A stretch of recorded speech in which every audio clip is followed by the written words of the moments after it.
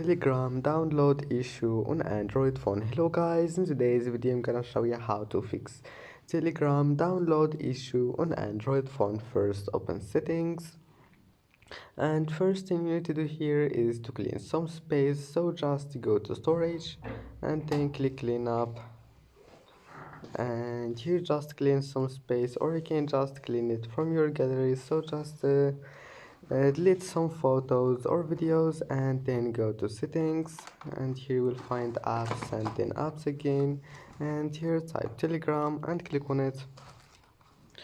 And first thing you need to do here is to click force stop and then click storage and click clear cache, and now click permissions and allow storage. Here maybe you'll find it like that, and then allow it.